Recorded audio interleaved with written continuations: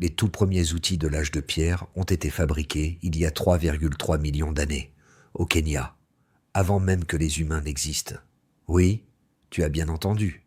Nos ancêtres, qui n'étaient pas encore des humains, fracassaient donc déjà des roches pour obtenir des arêtes tranchantes, alors que le T-Rex n'était qu'un fossile encore frais. Avant d'aller plus loin, une petite parenthèse. Si ces récits t'aident à t'endormir, un petit like ou un abonnement serait merveilleux. Et je suis curieux, dis-moi d'où tu écoutes et quelle heure il est chez toi.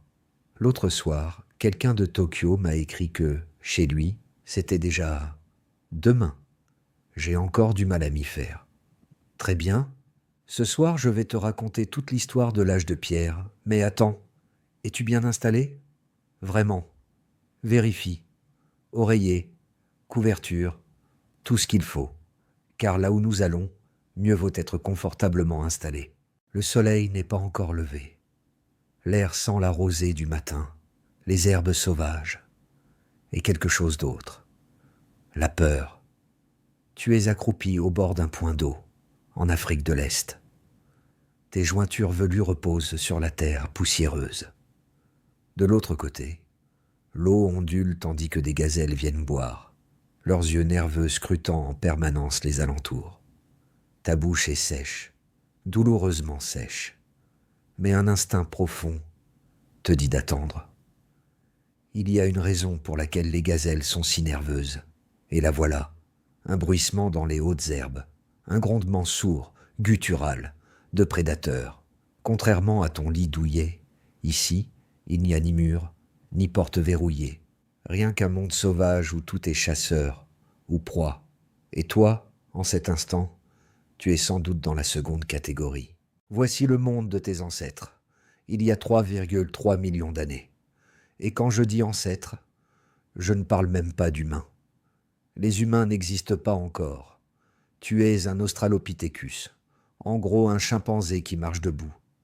Ton cerveau fait à peine un tiers de la taille du nôtre aujourd'hui.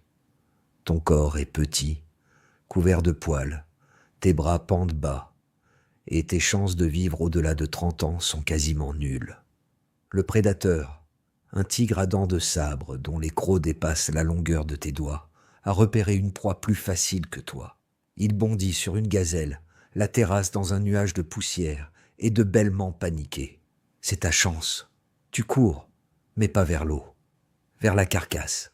Oui, tu cours droit vers le prédateur géant. Le truc, c'est que tu as faim, constamment faim. Ton ventre est conçu pour avaler des kilos et des kilos de plantes, chaque jour. Feuilles, tiges, graines. Mais tu as commencé à développer un goût nouveau. La viande. Le problème, c'est que tu es un chasseur pitoyable. Tu n'es pas rapide, tes dents ne sont pas faites pour tuer, tu n'as pas de griffes. Ce que tu as, en revanche, c'est un cerveau plutôt malin et des mains capables de saisir. Quand le félin traîne sa proie à l'écart pour manger tranquille, ton petit groupe s'approche avec prudence de l'endroit de l'attaque. Il reste du sang, quelques morceaux de chair. Pas grand-chose, mais pour ton corps affamé, c'est précieux. L'une des tiennes, appelons-la Aka, parce qu'elle pousse souvent ce son, tient une pierre dans la main. Mais pas n'importe quelle pierre. Elle l'a fracassée contre une autre, créant une arête tranchante. Et maintenant, elle s'en sert pour découper les minuscules restes de viande. À tes yeux modernes de spectateur Netflix, ça n'a rien d'impressionnant. Mais ne t'y trompe pas, c'est une révolution qui se joue sous tes yeux. C'est la toute première technologie, le premier moment où un être vivant sur cette planète fabrique délibérément un outil pour résoudre un problème. Le sol brûle sous tes pieds nus. Ton ventre hurle de faim. Tu prends une autre pierre et tu imites Aka. Tu frappes, observes, refrappes, jusqu'à obtenir une lame tranchante. 15 essais, les mains en sang. Mais à la fin, tu as créé quelque chose qui n'existait pas avant. Un tranchant. Tu découpes un filament de chair et tu le portes à ta bouche. Le goût t'envahit. Riche, complexe, d'une satisfaction que les plantes n'ont jamais pu t'offrir. Ton corps est littéralement inondé d'endorphines grâce à ce petit bout de protéines. Alors quoi? Ils utilisent des pierres comme des couteaux? Tu penses que ce n'est pas grand-chose? Mais si, c'est peut-être l'événement le plus important de toute l'histoire humaine, car à cet instant, tes ancêtres viennent de trouver le moyen d'accéder à une nourriture concentrée, riche en protéines et en graisses, qui allait remodeler leur cerveau au cours du million d'années suivant. Le soleil est maintenant plus haut. Le danger immédiat est passé. Mais ce n'est pas une journée tranquille. Ici, chaque minute est une lutte pour la survie. Ton groupe avance dans les hautes herbes, toujours aux aguets. Un enfant, pas plus de 4 ans, s'accroche au dos de sa mère. Il observe, il apprend. Contrairement aux autres animaux dont le cerveau est déjà formé à la naissance, le vôtre continue de grandir pendant des années. Un pari risqué. Des enfants fragiles, dépendants, mais capables d'apprendre des comportements complexes. Dans un cri déchire l'air, une femelle âgée a repéré un léopard dans un arbre. Trop tard, il bondit, s'abat sur un jeune mâle. La panique éclate. Ton groupe se disperse, grimpe aux arbres voisins avec l'agilité héritée d'un corps encore adapté à la vie dans les branches. Mais tout le monde ne s'en sort pas. Le jeune mâle est emporté. Ses appels s'éteignent. Toi, tu respires à toute vitesse, accroché à une branche. À côté de toi, l'enfant gémit doucement. En bas, le léopard se régale. Tu n'as pas d'armes, pas de plan, juste l'instinct d'attendre. Les heures passent. Le félin s'éloigne enfin. Lentement, prudemment, ton groupe redescend au sol. Il n'y a pas encore de mots pour dire la douleur, seulement des sons rauques, des gestes de détresse, des regards vides. Pas de langage pour comprendre ce qui vient de se passer. Juste un traumatisme partagé et les gestes instinctifs de réconfort que les membres du groupe s'échangent. Alors vous continuez à marcher. Devant vous s'étend un paysage de savane, parsemé d'arbres isolés. Un monde à mi-chemin entre la forêt et la plaine. Parfait pour une espèce elle-même coincée entre deux vies, celle dans les arbres et celle au sol. En fin d'après-midi, vous atteignez un petit bosquet, près d'un point d'eau. C'est ici que votre groupe passera la nuit, perché dans les branches, là où la plupart des prédateurs ne peuvent moins pas vous atteindre. Mais avant de grimper, il reste une chose à faire. Aka, la façonneuse d'outils, a trouvé un petit animal mort, un rongeur sans doute. Avec son éclat de pierre, elle ouvre le corps pour en extraire la viande. Les autres s'approchent, impatients de recevoir leur part. Vous, de votre côté, ramassez 2 pierres. Smash. Observez. Smash encore. Vos gestes deviennent plus précis. Après seulement 7 essais, un tranchant apparaît dans vos mains. Vous souriez intérieurement. Vous rejoignez les autres et découpez votre morceau de viande. Le soleil s'incline vers l'horizon. Les ombres s'allongent. Bientôt, le groupe grimpe dans les branches, cherchant les encoches confortables ou s'adosser contre les troncs. Pas de lit, pas d'oreiller, pas de couverture, seulement l'écorce dure contre la peau. Mais l'estomac plein et les muscles épuisés suffisent à masquer l'inconfort. La nuit tombe. Au loin, des rugissements, des cris, des hurlements résonnent. Les prédateurs se réveillent. Dans votre arbre, vous êtes relativement en sécurité. Mais le sommeil reste fragile, haché, prêt à se briser au moindre bruit. Voilà ce que signifiait être parmi les tout premiers utilisateurs d'outils sur cette planète. C'est votre héritage. Le commencement d'une histoire qui mènera, des millions d'années plus tard, à vous, allongé dans votre lit douillet. Un demi-million d'années s'écoulent. Les outils s'affinent. Fini les pierres fracassées au hasard. Vos descendants savent frapper sous des angles précis, tailler des bords plus réguliers. Ils fabriquent ce que les archéologues appelleront plus tard les outils oldowayens. Des choppers, des grattoirs rudimentaires. Mais une autre transformation est en marche. Ces proto-humains apprennent à suivre les grands carnivores, à attendre qu'ils aient fini leur festin, puis à briser les os restants pour en extraire la moelle. Une richesse nutritive inaccessible à tous les autres animaux. Leurs cerveaux grossissent de 400, 3 dans le crâne de vos ancêtres australopithèques. Ils atteignent 600 ans, mais trop dans une nouvelle espèce émergente, Homo habilis, l'homme habile, le tout premier que les scientifiques oseront appeler humain, même si ce mot reste fragile. Mais le climat change, l'Afrique se dessèche, les forêts reculent, les savanes s'étendent. Alors ces premiers humains s'adaptent, ils marchent plus loin, plus efficacement. Ils abandonnent peu à peu leurs aptitudes à grimper. Le sol devient leur monde, pour le meilleur et pour le pire. Un autre demi-million d'années s'écoule encore. Nous voici 2 millions d'années en arrière. Une nouvelle espèce se dresse, Homo erectus, l'homme debout. Révolutionnaire.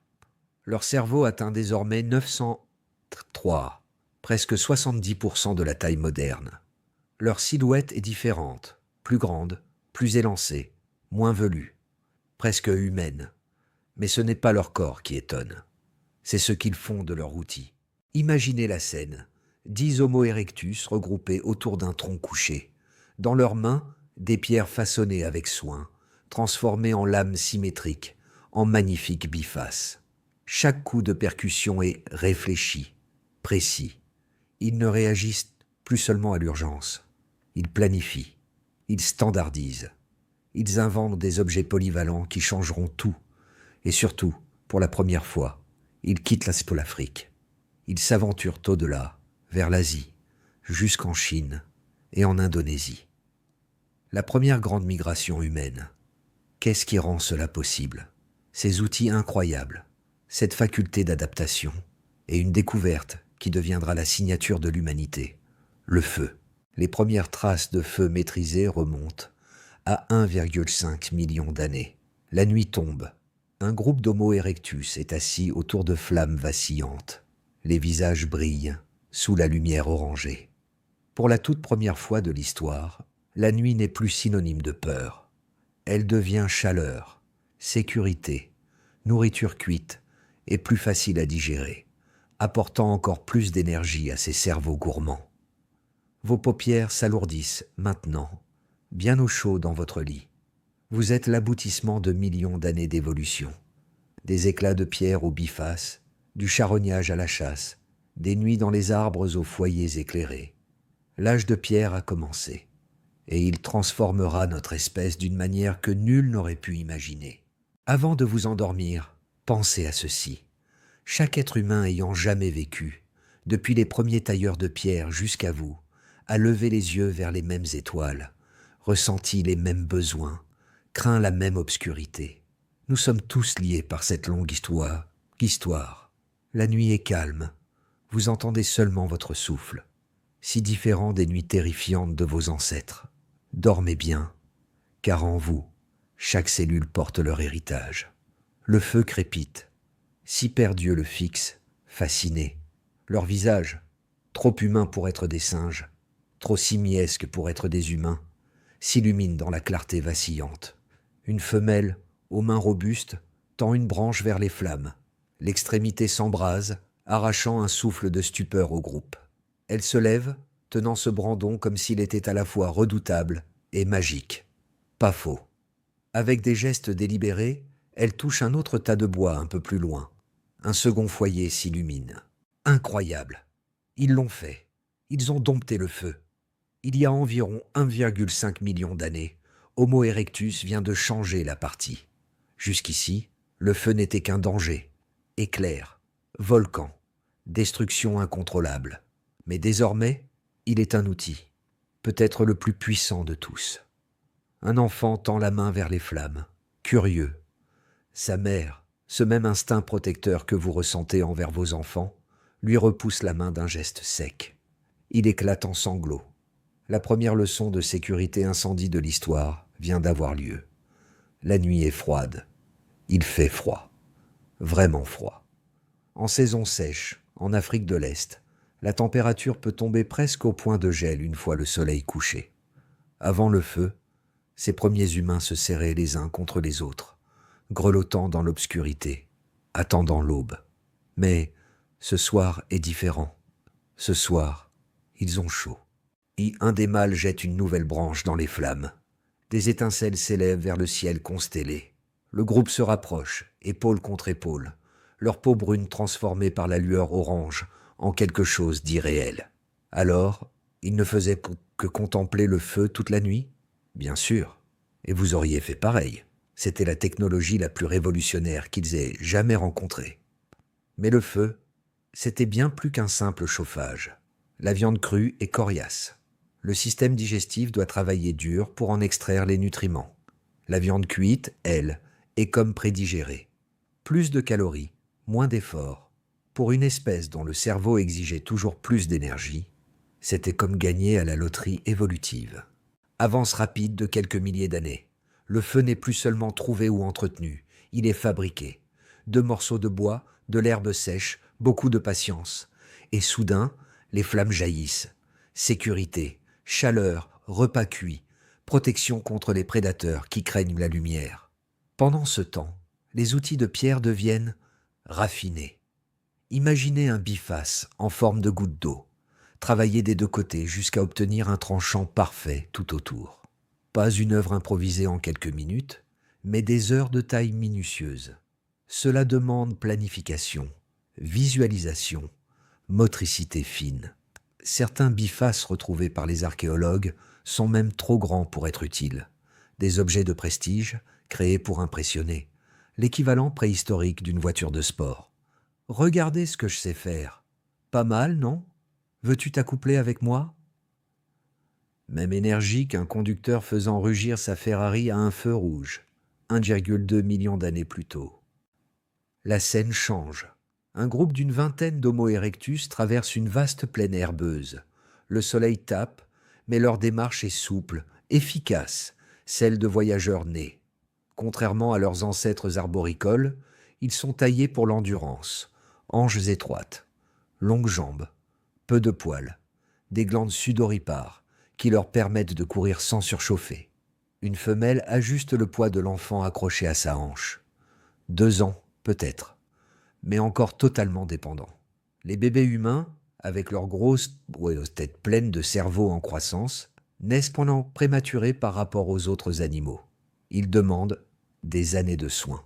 Ce groupe est en mouvement parce qu'il suit les troupeaux. Nomades saisonniers, ils traquent les migrations, connaissent les cycles des plantes comestibles. Ils ne réagissent plus seulement à l'environnement, ils l'anticipent. Le chef du groupe, un vieux mâle au visage marqué de cicatrices, s'accroupit brusquement. Il pointe du doigt. Là-bas, dans l'herbe, un troupeau. Pas des éléphants modernes, plus grands. Des éléphants antiques aux défenses gigantesques, 2 fois la taille des vôtres. Chasser ça, avec des bâtons et des pierres, incroyable.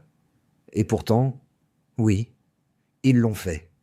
8 chasseurs, 6 mâles, 2 femelles, se séparent du groupe. Ils connaissent la danse. Pas de charge héroïque, comme au cinéma. Non, leur arme, c'est la persistance. Heure après heure, ils traquent l'animal sans lui laisser de repos, courant sous le soleil brûlant quand les autres prédateurs renonceraient. Un chasseur boite légèrement, blessure ancienne. Il ralentit. Personne ne l'attend. La survie n'a pas de place pour la pitié. Seuls les plus endurants participeront au moment décisif. En fin d'après-midi, ils parviennent à isoler un jeune éléphant du troupeau. Jeune, mais colossal. Défense plus longue qu'un homme né grand. Fatigué, confus, vulnérable. Les chasseurs l'acculoient vers un terrain marécageux où son poids devient un handicap. Le premier javelot vole. Pas de pointe en métal. Encore 1 million d'années à attendre pour ça. Juste un bâton de bois affûté au feu. Mais lancé avec précision, il transperce la peau épaisse. L'animal barille de douleur et de rage. D'autres lances suivent. Des plaies, des blessures. Une agonie lente. C'est la chasse d'endurance dans toute sa brutalité. Peu à peu, le géant chancelle. Puis il s'effondre, vidé de son sang et de sa force. Un dernier coup dans l'œil, jusqu'au cerveau. Le silence tombe. La mort a gagné. Pas de cri de victoire, pas de célébration. Juste la conscience qu'ils viennent de nourrir leur clan pour des semaines. Et peut-être, aussi, un instant de respect pour la bête majestueuse qu'ils ont abattue. Puis les outils sortent. Le dépeçage commence. La nuit venue, le reste du groupe rejoint les chasseurs.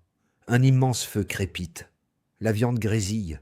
L'odeur est enivrante, après tant de jours de racines et de baies. Pour une fois, l'abondance remplace la disette. Regardez leurs visages à la lumière des flammes. Regardez bien au-delà des arcades sourcilières proéminentes et des nez aplatis. Vous verrez des émotions familières, la fierté, la satiété, le soulagement de se sentir en sécurité au sein du groupe. Ce ne sont pas seulement des proto-humains maladroits, ce sont des personnes, différentes de nous par leur corps, mais dotées d'esprit que nous reconnaîtrions. Ils planifient, ils s'entraident, ils innovent, ils enseignent. Observez cette vieille femelle qui montre à un enfant comment briser un os long pour atteindre la moelle à l'intérieur. Elle est patiente. Elle répète le geste plusieurs fois avant de laisser le petit essayer par lui-même. Ce transfert de savoir, pas seulement quoi faire, mais comment le faire. Voilà quelque chose d'unique à l'humain, et cela se produit 1 million d'années avant la moindre écriture. Les années passent, les générations se succèdent, le climat change. Homo erectus continue d'avancer, de s'adapter, de franchir montagnes, rivières et déserts. Ils atteignent la Chine, l'Indonésie. Des indices suggèrent même qu'ils ont construit des radeaux pour traverser des bras de mer. Preuve d'une coopération et d'une planification que l'on croyait impossible à ce stade. La nuit est glaciale, bien plus que tout ce que leurs ancêtres africains avaient connu. Une petite famille s'abrite à l'entrée d'une grotte, quelque part dans ce qui deviendra un jour le nord de l'Espagne. Un enfant tousse. L'écho résonne contre les parois. Sa mère le serre contre elle, l'enveloppe d'une peau animale. À l'entrée, un feu veille contre les prédateurs. Le père, penché sur un éclat de pierre, taille un nouvel outil. Les aînés dorment, recroquevillés les uns contre les autres, pour garder la chaleur. Dehors, des flocons tombent, la neige, un phénomène inédit pour leur espèce, jusqu'à ce qu'ils osent s'aventurer si loin au nord. Leurs outils s'adaptent, des haches plus lourdes pour briser la terre gelée, des grattoirs conçus pour préparer les peaux, qui deviennent des vêtements rudimentaires. Ils apprennent à survivre là où la survie paraît impossible. Et c'est là, dans cette faculté à s'adapter, à résoudre, à endurer, que réside l'héritage d'Homo erectus.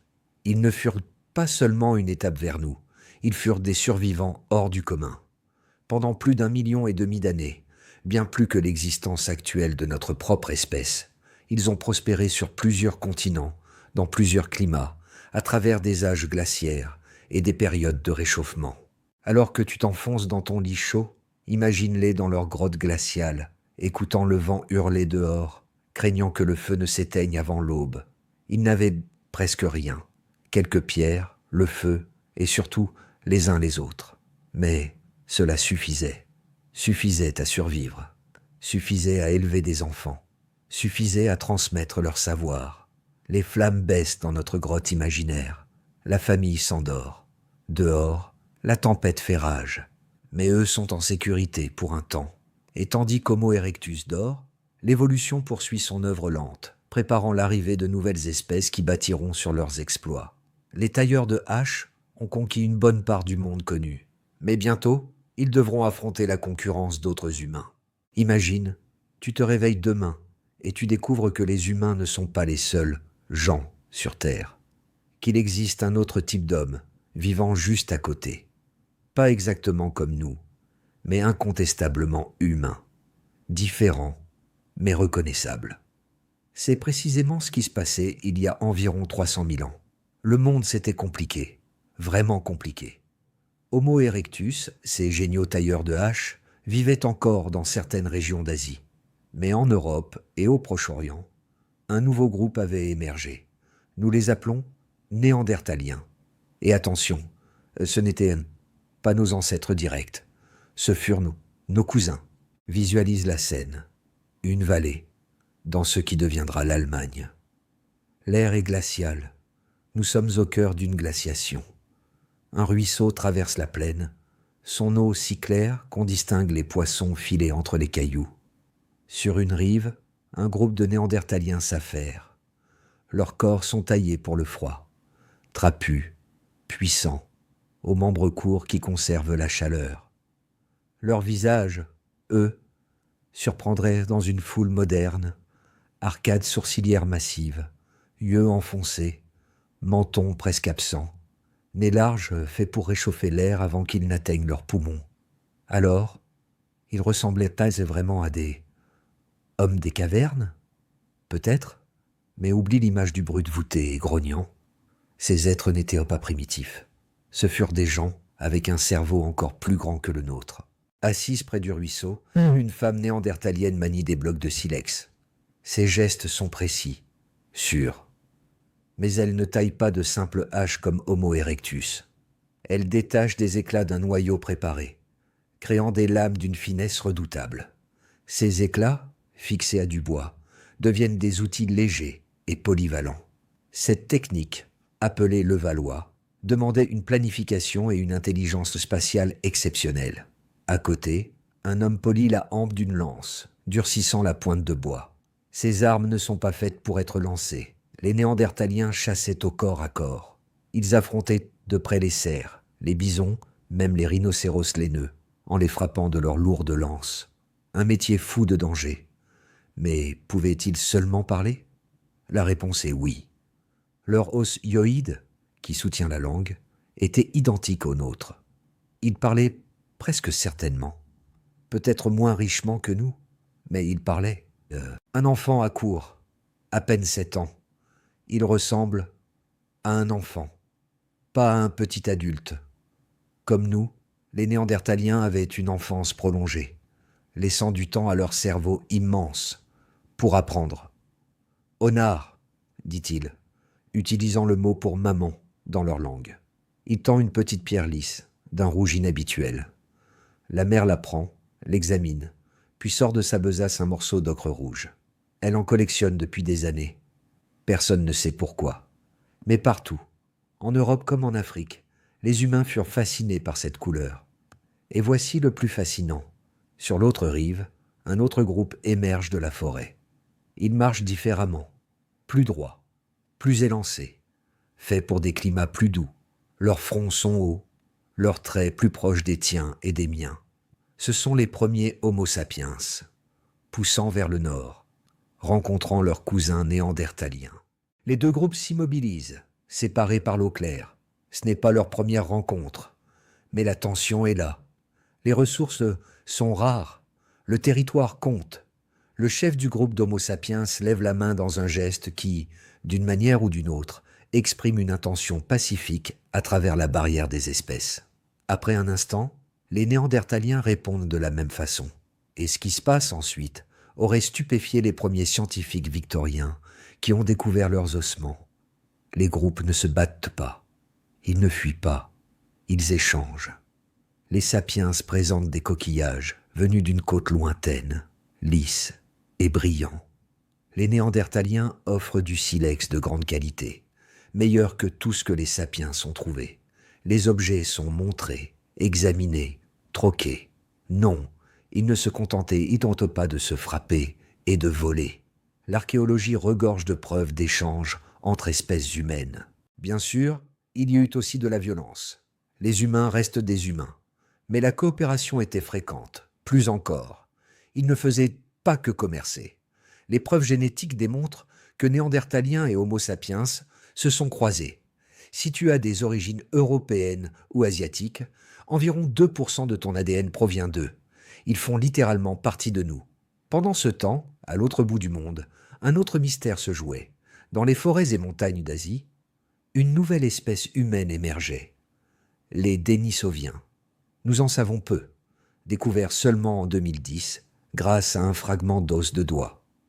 Mais nous savons qu'ils fabriquaient aussi des outils complexes et possédaient de grands cerveaux, et ils n'étaient pas seuls. Homo floresiensis, les hobbits d'Indonésie, hauts d'à peine 1 mètre.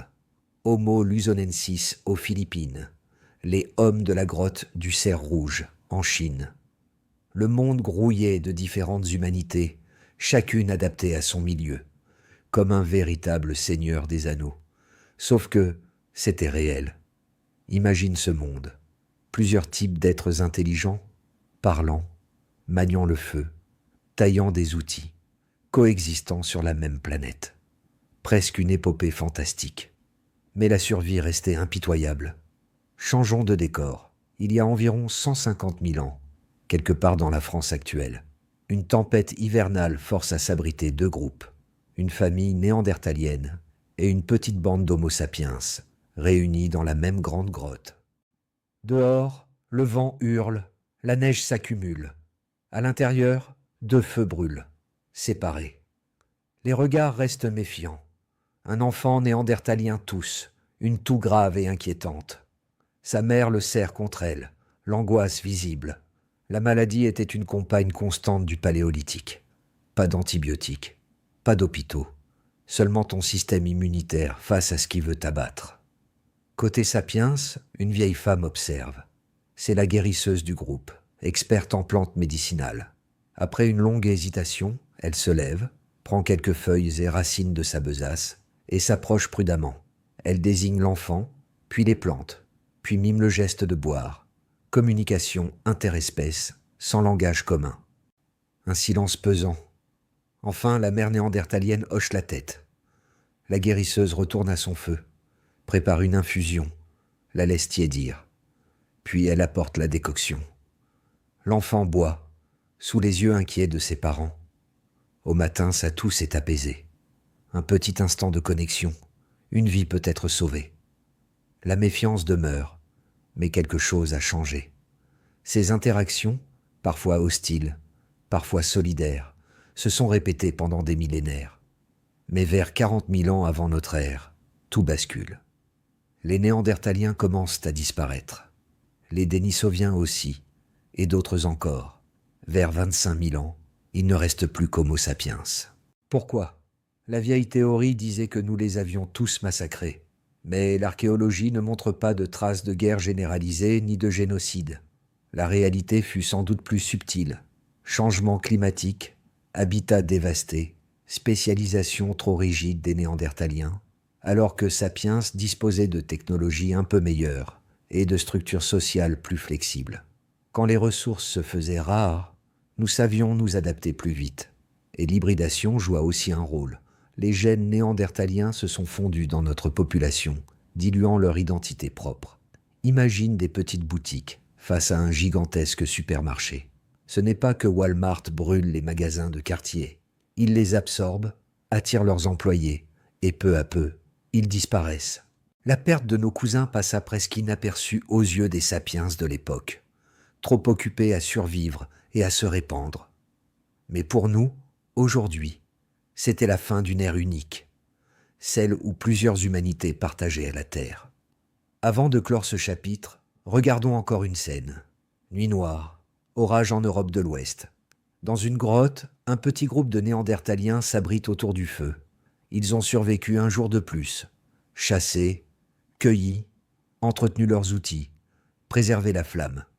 Un ancien prend la parole. Sa voix grave couvre le grondement du tonnerre. Il raconte « Oui, car nous savons que les Néandertaliens parlaient. Ils avaient donc sûrement des récits. Peut-être une grande chasse d'autrefois. Peut-être les esprits du ciel qui lancent la foudre. Peut-être simplement les ragots sur le clan voisin. » Les enfants écoutent, fascinés. Les adultes acquiescent à certains passages familiers. Pour toutes leurs différences physiques, la scène est reconnaissable. La transmission par le récit, la chaleur des histoires dans l'obscurité. Les flammes crépitent, des étincelles s'élèvent. Dehors, l'avenir s'approche. Un avenir qui, sans qu'ils le sachent, ne les inclura pas. Mais ce soir, ils sont là, vivants, humains. Leur héritage survit encore, dans l'ADN de milliards de personnes. Alors que tu glisses vers le sommeil, pense à ces cousins disparus, à ces esprits différents qui ont rêvé, imaginé, aimé sur cette même planète. Tu portes en toi une part d'eux, pas seulement dans tes gènes, mais dans les outils que tu utilises, le feu que tu entretiens, les histoires que tu racontes. L'âge de la diversité humaine s'éteignait. L'ère de la domination d'Homo sapiens commençait. et avec elle allait surgir une explosion de culture, d'art et de technologie qui allait transformer le monde. Le sang est partout, sur les parois, le sol, tes mains. Mais ce n'est pas une scène de crime. C'est le premier atelier d'art de l'histoire. Nous sommes, il y a 40 000 ans, au cœur d'une grotte calcaire, dans ce qui deviendra la France. La faible flamme d'une lampe à graisse danse sur les parois rugueuses. Un être humain anatomiquement moderne, comme toi et moi, mélange de l'ocre rouge en poudre avec de la graisse animale. Ce n'est pas de la peinture d'enfant, c'est un acte profond. Avec des gestes délibérés, l'artiste applique sa main sur la paroi, puis souffle le pigment à travers un roseau creux, créant une silhouette parfaite, une main négative figée dans le temps, pas une dinde dessinée, un symbole, une trace de sens, un geste qui dépasse la simple survie. Pour des millions d'années, nos outils n'avaient eu qu'un usage pratique. Casser, couper, gratter. Ici, pour la première fois, un geste sans utilité directe. Une pure expression. L'artiste recule, contemple. À la lumière vacillante, l'empreinte semble presque bouger, tendre à travers le temps. Et d'une certaine manière, c'est vrai. Cette main dit une chose profondément humaine. J'étais là, j'ai existé. Et 40 000 ans plus tard, nous l'entendons encore. Mais les mains n'étaient nées qu'un début. Dans les grottes d'Europe, d'Asie, puis du monde entier, les humains ont peint de plus en plus, non seulement des mains, mais des animaux. Bisons, chevaux, lions, mammouths, rendus avec un talent qui ferait pâlir bien des artistes modernes. Imagine une autre scène, 5000 ans plus tard. Un groupe d'une quinzaine de personnes s'est réuni dans une vaste salle, au cœur d'un réseau de grottes. Le chemin pour y parvenir n'a pas été facile. Passages étroits, ascension raide, obscurité totale à peine percée par la lueur vacillante de petites lampes à graisse. Ce n'est pas un lieu d'habitation. Non, ils sont venus ici pour autre chose. Un homme âgé prépare les pigments. Plus seulement l'ocre rouge, mais aussi le jaune, le brun, le noir. Une véritable palette de couleurs. Autour de lui, de jeunes apprentis observent avec attention, retenant chaque geste, chaque proportion. Ce savoir est précieux. Il doit être transmis. On pourrait croire à un cours d'art improvisé dans une caverne. Mais c'était sans doute bien plus qu'une simple leçon. Tout indique que ces salles profondes étaient des lieux spéciaux, probablement associés à des rituels et à des croyances spirituelles. Le maître s'avance vers la paroi, déjà couverte de peintures laissées par les générations passées. Avec une main experte, il ajoute un nouveau bison à la fresque. Son corps puissant semble naître des reliefs même de la roche.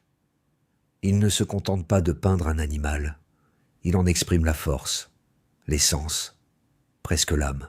Alors, vous vous dites peut-être, pour des hommes des cavernes, ils savaient drôlement bien peindre. Mais voilà, ce n'étaient pas des caricatures de cavemen. C'étaient des êtres humains comme vous et moi, dotés d'un cerveau identique au nôtre, capables d'abstraction, de spiritualité, de sens esthétique. Simplement, ils vivaient à l'âge de pierre, et leurs œuvres ne représentaient pas seulement des animaux. Dans certaines grottes, ils créaient des figures étranges, des hybrides mi-homme mi-bête, des chamans aux têtes de bison, des oiseaux aux mains humaines, des visions de voyage spirituel entre le monde animal et celui des hommes. Était-ce l'effet de transe, d'état modifié de conscience? Peut-être. Le décor s'y prêtait. La pénombre, les ombres mouvantes, l'écho des sons, l'isolement. Un environnement parfait pour vivre une expérience mystique. Mais dehors, la vie quotidienne continuait. Approchons d'un campement, au bord d'une rivière, en Europe centrale, il y a environ 30 000 ans. C'est le printemps. Les dernières neiges fondent, laissant apparaître les jeunes pousses. Après un hiver rude, ce vert tendre est une bénédiction. Une jeune femme est assise près de l'eau. Elle enfile patiemment de minuscules perles de coquillage, d'os et d'ivoire. Chacune d'elles représente des heures de travail minutieux. Percer un trou à travers ces petits objets avec des outils de pierre demande une habileté et une patience immenses. Son collier, une fois terminé, comptera plus de 100 perles. Inutile pour la survie, mais profondément humain. Un vieil homme, non loin, sculpte un morceau d'ivoire de mammouth. Peu à peu, sous ses mains, apparaît une figurine. Une femme aux hanches et aux seins exagérés. Une de ces fameuses Vénus préhistoriques, retrouvées dans toute l'Europe et l'Asie. Était-ce un symbole de fertilité? Une déesse mère? Personne ne le sait vraiment. Mais ce qui est sûr, c'est qu'il s'agit encore d'une pensée symbolique. Utiliser une forme pour en représenter une autre. Soudain, un garçon accourt, essoufflé. « Venez vite, Ura est de retour. » Le camp s'anime. Ura faisait partie d'un petit groupe parti depuis des semaines pour un voyage d'échange vers le sud. Son retour signifie des matériaux nouveaux, des récits nouveaux, peut-être même des rencontres. Les voyageurs ramènent des coquillages des côtes lointaines, du silex de grande qualité, et surtout des nouvelles d'autres clans. Cette nuit-là, autour du feu, Ura raconte son périple. Ses mains s'agitent. Son visage s'illumine à la lumière des flammes. Les enfants écoutent, fascinés. Les adultes rient au moment drôle, retiennent leur souffle au passage périlleux. C'est ainsi que le savoir circulait. Pas d'écriture encore, seulement la mémoire et le récit oral. Après les histoires, vient la musique. Un jeune homme souffle dans une flûte taillée dans un os de vautour. Ses notes planent dans le ciel nocturne. D'autres battent le rythme sur des peaux tendues ou frappent des morceaux de bois. Ensemble, ils chantent dans des langues depuis longtemps disparues. Ce n'était pas qu'un divertissement, c'était un ciment social, une manière d'unir le groupe par l'émotion partagée. Puis la nuit s'avance. La plupart regagnent leurs abris. Non pas toujours des grottes, mais des tentes de peau tendues sur des armatures de bois ou de simples appentis contre la roche. Des refuges modestes, mais suffisants. Pourtant, tout le monde ne dort pas. À la lisière du camp, un petit groupe s'est rassemblé autour d'une fosse fraîchement creusée. À l'intérieur, repose le corps d'une vieille femme, morte ce matin-là. Son corps a été disposé avec soin, recouvert d'ocre rouge, entouré de perles, d'outils et de figurines. Une jeune femme, sa petite-fille peut-être, dépose un dernier collier de dents de renard dans la tombe. Puis, en silence, on recouvre lentement le corps de terre. C'est l'un des gestes les plus bouleversants de toute la préhistoire, l'enterrement formel avec offrande funéraire. Cela suggère une croyance en une vie après la mort, ou du moins l'idée que la personne décédée aurait encore besoin de ces objets quelque part, au-delà.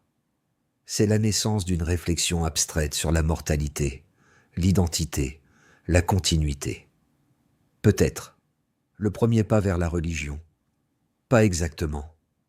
Nous ne pouvons pas savoir avec certitude à quel moment les croyances spirituelles sont apparues, mais elles ont presque sûrement précédé les premiers enterrements formels. Le soin porté aux morts, en revanche, nous donne une preuve tangible de ces croyances. Lorsque la sépulture s'achève, les participants regagnent le camp, leur visage grave éclairé par la lueur mourante du feu. Le rythme de la vie et de la mort, de la création et de la perte, se poursuit comme il l'a toujours fait. Au cours des 20 000 années suivantes, ces comportements symboliques, l'art, l'ornement, le rituel, la musique, vont fleurir à travers le monde humain. À mesure que notre espèce s'installe sur chaque continent habitable, elle emporte avec elle ces pratiques, les adaptant aux nouveaux environnements, tout en conservant leur essence. En Australie, les premiers habitants peignent les parois rocheuses de figures liées au Dreamtime, leur vision de la création du monde. En Amérique, les peuples développent leurs propres traditions artistiques et spirituelles. En Afrique, berceau de l'humanité, la culture symbolique continue de s'épanouir avec richesse. Et les outils progressent aussi. Vers 30 000 ans avant notre ère, les humains inventent l'atlatl, un propulseur qui prolonge le bras et permet de lancer des projectiles avec plus de force et de précision. Dans certaines régions, l'arc et la flèche apparaissent. Les instruments spécialisés se multiplient. Pour le travail du bois, la préparation des pots, la transformation des plantes. Arrêtons-nous sur une dernière scène de cette époque. Il y a 20 000 ans, au cœur de la dernière grande glaciation. Un petit groupe d'humains avance à travers une immense plaine sans arbres, dans ce qui deviendra un jour l'Ukraine. L'horizon semble infini, le ciel incroyablement vaste. Malgré des conditions terribles, ces gens prospèrent. Ils portent des vêtements taillés sur mesure dans des peaux, cousus avec des tendons et des aiguilles en os. Leurs habits ne sont pas seulement pratiques, mais décorés de perles et de broderies. Ils transportent des outils sophistiqués, non seulement de pierre, mais aussi d'os, de bois de cervidés, d'ivoire. Quand ils s'arrêtent pour établir un camp, ils construisent un abri remarquable. Non pas un simple appentis, mais une maison semi-souterraine faite d'os de mammouth. Des dizaines de crânes et de défenses massives forment les murs et la charpente, recouverts de peau pour créer un espace chaud et protégé, capable de résister à l'hiver brutal. À l'intérieur de cette maison d'os, la vie continue. Les enfants jouent avec des jouets, de petits animaux sculptés dans du bois de cervidés. Les femmes fabriquent de nouveaux outils, réparent les vêtements, préparent de la nourriture. Les hommes planifient la chasse, taillent des armes, racontent leurs exploits passés. La pièce est éclairée par des lampes à graisse animale, l'air saturé d'odeurs de cuisine et de fumée. Sur une défense de mammouth, quelqu'un a gravé une carte, la plus ancienne représentation cartographique connue. On y distingue des rivières, des collines, l'emplacement de bandes voisines. Sur un autre fragment d'ivoire, des encoches marquent les phases de la lune. Un calendrier. Ils suivent le temps. Ils situent leur place dans l'espace. C'est l'aboutissement de millions d'années d'évolution et de culture. Des premiers outils de pierre à cette existence complexe, symbolique, technologiquement avancée. Et pourtant, nous sommes toujours à l'âge de pierre. Mais ses limites sont repoussées à l'extrême. Alors que vous glissez vers le sommeil, imaginez ces ancêtres dans leur maison de mammouth, au chaud, malgré le monde glacé à l'extérieur, entourés de leurs œuvres, de leurs outils, de leur communauté. Ils reconnaîtraient encore quelque chose d'eux-mêmes en vous, l'amour de la beauté, le besoin de lien, la capacité de penser en symboles. Le pire, pour un humain de l'âge de pierre, n'était pas les tigres des dents de sabre ni l'absence d'antibiotiques, mais le climat. Plus précisément, les bouleversements incroyables de la fin du Pléistocène. Imaginez, des générations entières s'adaptent à un climat froid et sec. Tout, les outils, les vêtements, les techniques de chasse, reposent sur la traque des grands mammifères des steppes. Et soudain, en l'espace d'une seule vie humaine, tout change. Le climat se réchauffe. Les forêts remplacent les prairies. Les proies disparaissent ou migrent plus au nord. Tout un mode de vie devient obsolète. C'est exactement ce qui s'est produit, à plusieurs reprises, entre 20 000 et 12 000 ans avant notre ère. La dernière glaciation touchait à sa fin, mais pas de façon linéaire. La température de la planète montait et descendait comme un enfant surexcité. Alors, qu'ont-ils fait? Simplement bouger? Oui, parfois ils ont migré. Mais d'autres fois, ils se sont adaptés sur place, inventant de nouvelles manières de vivre. Cette période a vu naître certaines des sociétés humaines les plus ingénieuses, des chasseurs-cueilleurs avancés, qui ont poussé la tradition des outils de pierre à ses limites. Allons les rencontrer. Nous sommes dans ce qui deviendra le sud de la France, il y a environ 15 000 ans. Les grandes calottes glaciaires se sont retirées, mais le climat reste plus froid qu'aujourd'hui. Une large vallée s'ouvre, bordée de forêts de pins et de bouleaux. Plus loin, des troupeaux de rennes paissent. Un camp d'une 50aine de personnes s'est installé contre une falaise calcaire. Ce ne sont plus les bandes nomades des temps anciens, ils sont semi-sédentaires, restant ici des mois avant de se déplacer. Leurs abris sont solides, charpentes de bois recouvertes de peau, parfois creusées en partie dans le sol pour mieux isoler. Devant chaque habitation, des tâches que spécialisées s'accomplissent. On ne se contente plus de survivre. On recherche l'efficacité, l'expertise, l'art. Regardez cette femme âgée près du foyer central. Ce n'est pas une simple aînée. C'est la maître tailleuse de silex du groupe. Ses mains noueuses transforment un bloc en une lame parfaite, fine comme du verre, plus tranchante qu'un couteau moderne. Autour d'elle, des apprentis observent, retenant leur souffle. Une jeune fille essaie, maladroite, et brise son éclat. L'aînée ne gronde pas, elle ramasse les morceaux et montre comment les recycler en petits outils. Rien ne se perd. Non loin, un groupe d'hommes et de femmes prépare une chasse. Pas à la hâte, mais méthodiquement. Ils discutent des déplacements du troupeau, tracent des schémas dans la terre, présentent de nouveaux propulseurs. D'autres appliquent de l'ocre sur leur visage, des signes d'identité et de coordination. Chaque rôle est réfléchi, chaque étape planifiée. Leur force, ce n'est pas la vitesse, ni les crocs, c'est l'intelligence collective. Dans une grande tente, une autre forme de savoir est à l'œuvre. Une femme d'âge mûr trie racines, tiges et baies. Elle est la guérisseuse. Elle connaît chaque plante, celles qui apaisent la douleur, qui réduisent la fièvre, qui arrêtent le sang ou soignent l'estomac. Ce soir, elle traite un jeune chasseur blessé. Elle lave la plaie avec une décoction, applique une pâte d'herbe broyée, puis l'entoure d'une bande de peau propre. Pour elle, ce sont des esprits qu'elle combat dans la blessure. En réalité, ces remèdes fonctionnent souvent grâce à des propriétés observées avec patience, au fil d'une vie entière. Passe exactement. Nous ne pouvons pas savoir avec précision quand les croyances spirituelles ont commencé, mais elles ont presque certainement précédé les enterrements formels. Le soin apporté aux morts nous donne toutefois une preuve tangible de telles croyances. Quand l'inhumation se termine, les participants regagnent le camp, leurs visages graves illuminés par les dernières lueurs du feu. Les rythmes de la vie et de la mort, de la création et de la perte, continuent comme ils l'ont toujours fait.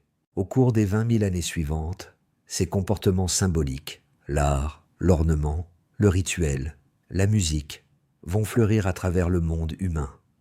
Tandis que notre espèce se répand sur chaque continent habitable, elle emporte ses pratiques avec elle, les adaptant à de nouveaux environnements tout en conservant leur essence. En Australie, les nouveaux arrivants peignent sur les roches les récits du Dreamtime, leur vision de la création du monde. En Amérique, les premiers habitants inventent leurs propres traditions artistiques et spirituelles. En Afrique, berceau de l'humanité, la culture symbolique poursuit son riche développement. Les outils s'améliorent aussi. Il y a environ 30 000 ans, les humains inventent l'atlatl, un propulseur qui prolonge le bras et permet de lancer les projectiles avec plus de force et de précision. Dans certaines régions, l'arc et la flèche apparaissent. Des outils spécialisés se multiplient pour travailler le bois, préparer les pots, transformer les plantes. Allons voir une dernière scène de cette époque. Il y a 20 000 ans, au plus fort de la dernière grande glaciation, un petit groupe d'humains traverse une vaste plaine sans arbres, là où se trouvera un jour l'Ukraine. L'horizon paraît infini, le ciel démesurément grand. Malgré les conditions hostiles, ces gens prospèrent. Ils portent des vêtements ajustés, confectionnés à partir de peaux cousues avec du tendon à l'aide d'aiguilles en os. Leurs habits ne sont pas seulement fonctionnels, ils sont décorés de perles et de broderies. Ils transportent des outils sophistiqués, en pierre certes, mais aussi en os, en bois de cervidé et en ivoire. Lorsqu'ils s'arrêtent pour établir leur camp, ils construisent un abri remarquable. Pas un simple appentis, mais une maison semi-souterraine, bâtie avec des os de mammouth. Des dizaines de crânes et de défenses massives forment les fondations et les murs, recouverts de peau qui créent un espace chaud et protégé, capable de résister à l'hiver brutal. À l'intérieur de cette maison d'os, la vie se poursuit. Les enfants jouent avec des jouets, de petits animaux taillés dans du bois de cervidé. Les femmes fabriquent de nouveaux outils, réparent des vêtements, préparent la nourriture. Les hommes planifient la prochaine chasse, forgent des armes, racontent des histoires d'exploits passés. La lumière vient de lampes brûlant de la graisse animale. L'air est épais des odeurs de cuisine et de fumée. Sur une défense de mammouth, quelqu'un a gravé une carte, la plus ancienne représentation cartographique connue. On y distingue des rivières, des collines, l'emplacement de bandes voisines. Sur un autre morceau d'ivoire, un calendrier primitif, des encoches marquant les phases de la lune. Ils suivent le temps, ils comprennent leur place dans l'espace. Ceci est l'aboutissement de millions d'années d'évolution et de développement culturel. Des premiers outils de pierre jusqu'à ce mode de vie complexe, symbolique et technologiquement avancé. Ils sont toujours à l'âge de pierre, mais ils en repoussent les limites. Alors que vous glissez vers le sommeil, imaginez ces ancêtres dans leur maison d'os de mammouth, au chaud malgré le monde glacé à l'extérieur, entourés de leur art, de leurs outils, de leur communauté. Ils reconnaîtraient encore quelque chose d'eux-mêmes en vous. Votre amour de la beauté, votre besoin de lien, votre capacité à penser de manière symbolique. Le pire, pour un humain de l'âge de pierre, ce n'était pas les tigres aux dents de sabre, ni l'absence d'antibiotiques. C'était le climat. Plus précisément, les folies météorologiques de la fin du Pléistocène. Imaginez, votre peuple s'adapte depuis des générations à un climat froid et sec. Vos outils, vos vêtements, tout votre mode de vie est conçu pour chasser les grands mammifères de la toundra. Et soudain, en une seule vie humaine, tout se réchauffe. Les forêts remplacent les prairies.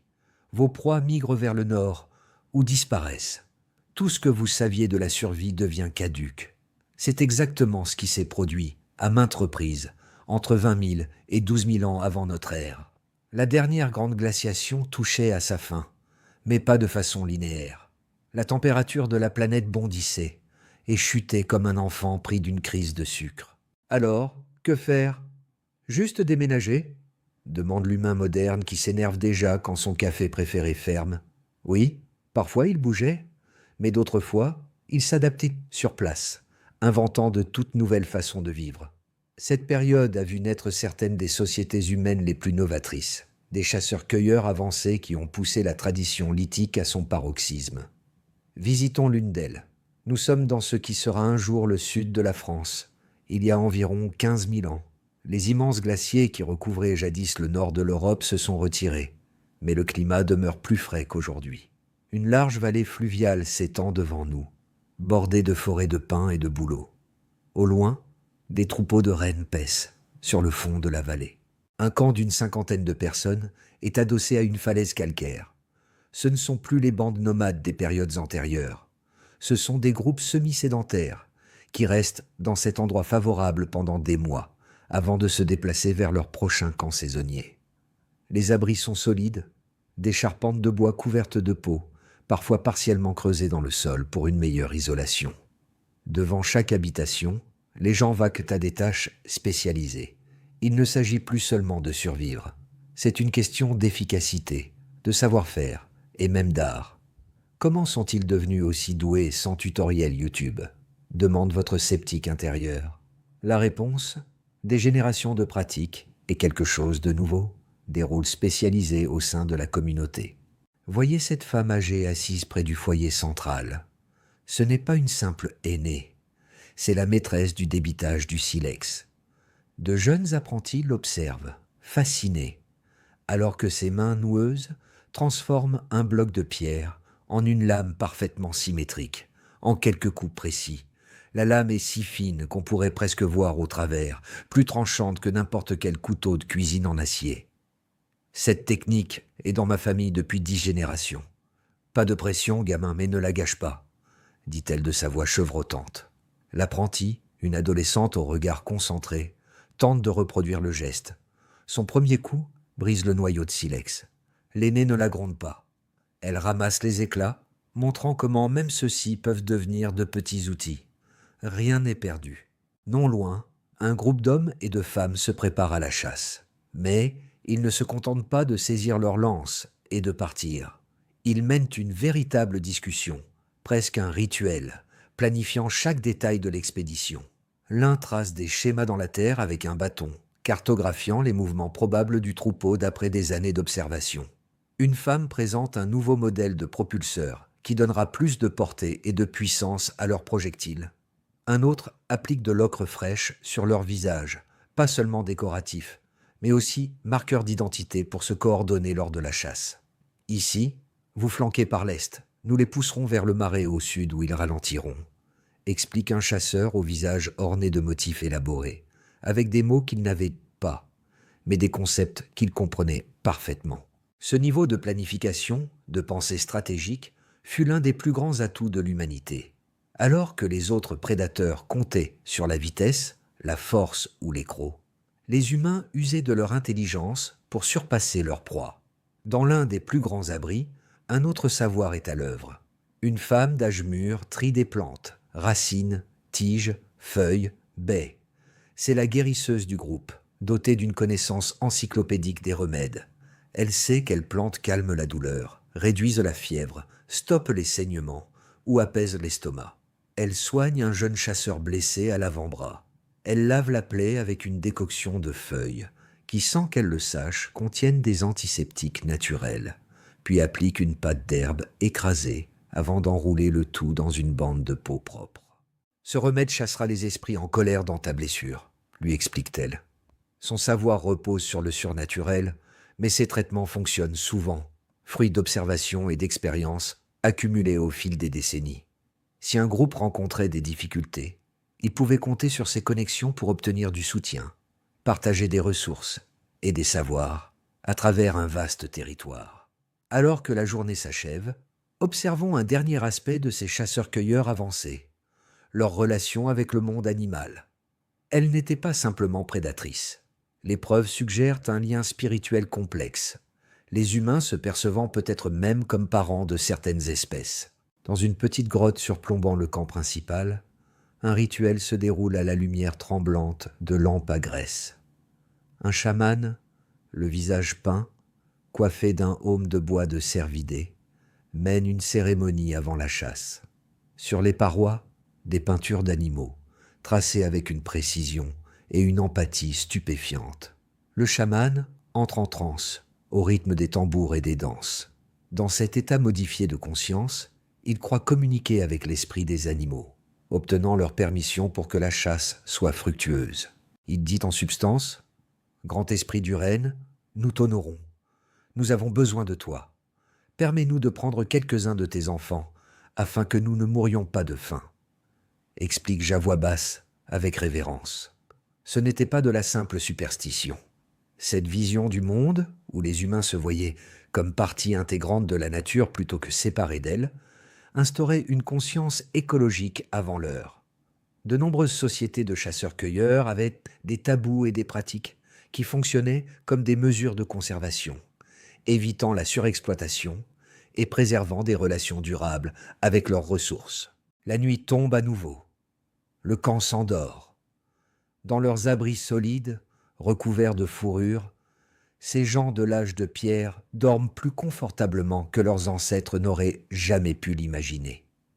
Leur monde est encore rude, encore dangereux, mais ils ont façonné un mode de vie qui assure non seulement la survie, mais aussi la beauté, le sens et la connexion. La lumière du feu s'éteint. Dehors, les étoiles tournent dans le ciel, les mêmes que nous contemplons aujourd'hui, bien qu'ils les aient connues sous d'autres noms, avec d'autres récits. La rivière chante sa mélodie constante, et l'humanité poursuit sa longue marche à travers l'âge de pierre, s'approchant peu à peu de l'une des plus profondes transformations de son histoire. Alors que vos paupières s'alourdissent, imaginez ces ancêtres endormis sous leur peau animale. Leurs rêves peut-être pas si différents des vôtres, des rêves de sécurité, de lien, de compréhension du mystère qui les entourait. La technologie a changé immensément, mais l'esprit humain qu'ils ont nourri est le même qui vit encore en vous. Imaginez voir pousser votre dîner, non pas le chasser, non pas le cueillir, simplement l'attendre, là où vous aviez laissé les graines. C'est exactement ce qui a bouleversé l'esprit de nos ancêtres il y a environ 12 000 ans, lorsque la plus révolutionnaire des technologies humaines ne fut pas tant inventée que découverte, l'agriculture. Nous sommes au croissant fertile, cet arc de terre qui s'étend de l'Égypte au Levant jusqu'à la Mésopotamie. La dernière glaciation est terminée, le climat s'est stabilisé, et une femme accomplit un geste qui va tout changer. Elle plante des graines dans un sol préparé. Elle n'a rien d'extraordinaire, peau brune tannée par le soleil, mains calleuses, vêtements simples tissés de fibres végétales plutôt que de peau. Mais ce qu'elle fait est prodigieux. Était-elle comme les amis, j'ai mis les graines en terre et elles ont donné d'autres graines. Magie, dirait-on, je souffle d'une voix excitée. Ce ne fut pas si soudain. La transition vers l'agriculture s'est opérée progressivement, sur des millénaires. Les chasseurs-cueilleurs savaient depuis toujours que les plantes naissent de graines, mais le pas consistant à les cultiver délibérément, à rester sur place pour en prendre soin, à sélectionner les meilleurs grains pour les semer l'année suivante. Voilà ce qui était nouveau. Et cela commença avec des gens qui n'avaient pas l'intention d'inventer l'agriculture. Ils étaient simplement pratiques. Reculons un peu.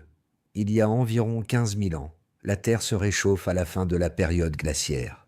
Ce changement climatique naturel bouleverse les écosystèmes. Dans le croissant fertile, les céréales sauvages comme le blé et l'orge prolifèrent. Les groupes de chasseurs-cueilleurs de la région en consomment de plus en plus. Mais pour les récolter efficacement, il faut de nouveaux outils, des faucilles à lame de pierre, des paniers pour transporter, des meules pour broyer. Ces communautés passent davantage de temps dans ces zones riches en céréales, y établissent peut-être des camps saisonniers. Certaines remarquent que là où des graines sont tombées ou où des déchets végétaux ont été laissés, de nouvelles plantes repoussent l'année suivante. Peu à peu, elles commencent à semer volontairement autour de leur camp, puis à planter plus systématiquement, puis à sélectionner les plus gros grains. Ce ne fut pas un moment eureka, mais des générations de petites adaptations menant à une transformation totale du mode de vie. Allons maintenant dans l'un des plus anciens villages agricoles du monde, Jéricho, il y a environ 10 000 ans. Ce qui frappe d'abord, c'est combien cela diffère des campements nomades que nous avons vus. Ici, les abris temporaires sont remplacés par des maisons permanentes en briques de terre crue, des structures carrées regroupées en un petit village de quelques centaines d'âmes. Un mur de pierre entoure la communauté, non pas tant pour se défendre, pensent les archéologues, que pour se protéger des crues et éloigner les animaux sauvages des champs précieux. À l'intérieur, la complexité saute aux yeux. Les gens ne se contentent plus de faire ce qui est nécessaire sur le moment. Ils ont des rôles spécialisés. Certains cultivent le blé et l'orge. D'autres gardent les chèvres et moutons récemment domestiqués, source de viande, de lait et de laine. D'autres encore sont artisans. Ils fabriquent poterie, textile, outils de pierre. Bref, chacun a désormais un métier. Et cette spécialisation a permis des innovations incroyables. Regardez cette femme assise à l'entrée de sa maison. Elle façonne l'argile sur une petite roue qu'elle fait tourner de la main. La poterie fut l'une des révolutions nées de la vie sédentaire. Des récipients capables de conserver les céréales des mois, voire des années, permettant de survivre aux sécheresses et autres catastrophes. Ce pot va tout changer, pense-t-elle peut-être. Et, sans le savoir, elle avait raison. Non loin, un homme accomplit une autre magie. Il tisse des fibres végétales sur un métier simple. Les textiles furent un autre bouleversement. Plus souples que les peaux, produits sans chasse, idéaux pour le climat plus chaud désormais établi. À l'intérieur des maisons, la vie change aussi. Fini les maigres possessions des chasseurs-cueilleurs nomades. Ici, les gens ont des choses. Beaucoup de choses. Jarres de poterie pleines de grains, outils de pierre spécialisés, paniers, textiles, ustensiles en bois, trop lourds pour être transportés, mais parfaitement adaptés à une vie sédentaire. Tout n'était pas rose, pour autant. Écoutons deux fermiers, rentrant des champs au crépuscule, leurs houes de pierre posées sur l'épaule. « J'ai le dos en miettes », se plaint le plus jeune, s'étirant avec douleur. « Courbé toute la journée sur ces plantes », acquiesce l'aîné avec compassion. « C'est toujours mieux que de courir des jours derrière les cerfs dans la forêt », ajoute-t-il. « Est-ce vraiment mieux ?» demande le plus jeune. « Au moins, la chasse était excitante. Ici, c'est la même chose, jour après jour, jusqu'au jour où la récolte échoue et tout le monde meurt de faim. » Le plus âgé secoue la tête. « Mon grand-père racontait les mauvaises années, quand les troupeaux ne venaient pas. La moitié de la bande mourait avant le printemps. Ils marchent en silence, longeant le puits central du village. Une autre innovation née de la vie sédentaire. Puis l'homme reprend. Les chasseurs devaient aller là où allaient les bêtes. Ici, nous avons nos maisons, nos familles. Ma fille mettra son enfant au monde, dans la même demeure où elle est née. Il y a quelque chose de bon là-dedans. Ce bref échange résume les compromis de la révolution agricole. L'agriculture offrait plus de stabilité que la chasse et la cueillette, mais elle était aussi plus monotone, plus exigeante physiquement d'une autre manière. Les chasseurs-cueilleurs travaillaient en réalité moins d'heures par jour que les premiers paysans, mais ils risquaient plus souvent la disette. Et avec la sédentarité apparurent de nouveaux fléaux, entassés dans de grands villages, au contact permanent de leurs animaux et de leurs déchets. Les humains tombèrent malades plus souvent. Les ossements révèlent que les premiers agriculteurs étaient souvent plus petits, plus fragiles, avec de mauvais dents et des signes de carence. Alors, l'agriculture était-elle une régression? En un sens, oui. Mais elle permit une chose impossible auparavant, la densité démographique. Un champ nourrissait bien plus de monde qu'une vaste forêt de chasse. Plus de monde signifiait plus d'idées, plus d'innovation, plus de complexité. Pour le meilleur et pour le pire, c'était le chemin vers la civilisation. Avançons de quelques millénaires, vers 7000 avant notre ère. Nous sommes en Anatolie, dans un site que les archéologues appellent Çatal Höyük. Ce n'est plus un village, mais une véritable petite ville d'environ 10 000 habitants. Les maisons sont si serrées qu'il n'existe pas de rue. On circule par les toits. On entre chez soi par une ouverture dans le plafond. Les murs intérieurs sont recouverts de plâtre et peints de fresques, scènes de chasse, motifs géométriques, symboles mystérieux. Dans l'une de ces demeures, une mère s'affaire au foyer central. Elle écrase des grains sur une pierre plate, transformant le blé en farine. Le père taille une lame d'obsidienne, au tranchant inégalé.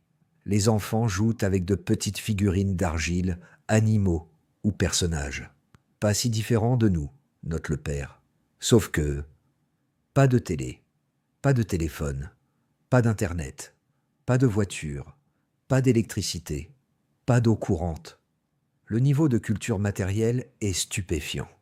Récipients de bois, textiles fins, poterie aux formes spécialisées, outils de pierre d'une grande maîtrise. Les morts sont enterrés sous les sols des maisons, parfois avec de riches offrandes, signe de croyance dans l'au-delà et d'une hiérarchie sociale. Ce n'est plus seulement une autre manière de se nourrir, c'est une autre manière d'être humain.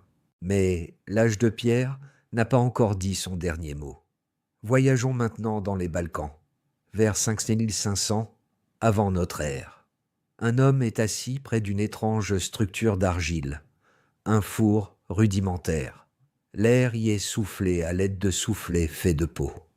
Parmi les braises, une roche verdâtre fond peu à peu. De petites gouttes brillantes s'en détachent, du cuivre pur. L'homme extrait une masse malléable, étincelante, si différente de tout ce qu'il avait connu. Il la fixe, stupéfait. Quelle sorcellerie est-ce cela? Murmure-je dans un souffle dramatique. Sans le savoir, il vient de clore l'âge de pierre. La métallurgie, d'abord le cuivre, puis le bronze, enfin le fer, allait bouleverser le monde. Des outils plus solides, plus durables, réparables, recyclables. Pourtant, la transition fut lente. La pierre resta utilisée des millénaires encore, parfois jusqu'au contact avec les Européens, en Australie ou dans les Amériques. Et aujourd'hui, l'héritage de l'âge de pierre est toujours autour de nous. Les bases forgées alors, feu maîtrisé, cuisson, vêtements, outils complexes, symboles, organisation sociale, sont encore au cœur de notre existence. De ces premiers éclachets taillés il y a 3,3 millions d'années, jusqu'au village d'agriculteurs, cette longue période a façonné ce que signifie être humain. Nos grands cerveaux, nos mains habiles, notre langage, notre pensée abstraite ont été forgés dans ce creuset de pierre et de société. Alors, tandis que tes paupières s'alourdissent, pense à ces innombrables générations d'ancêtres qui ont porté l'histoire humaine, pas à pas, innovation après innovation. Leur héritage vit en toi, dans le pain que tu manges, dans les mots que tu utilises, dans les liens que tu tisses. Le monde qui t'entoure leur semblerait méconnaissable. Mais toi, tes émotions, tes besoins, ton émerveillement leur seraient familiers. Car malgré tout notre progrès, nous restons les enfants de l'âge de pierre. Dors maintenant, avec la certitude d'appartenir à cette histoire ininterrompue, tendue vers un futur que nos ancêtres n'auraient jamais osé imaginer. L'âge de pierre a fait de nous ce que nous sommes, et cet héritage, lui, ne prendra jamais fin.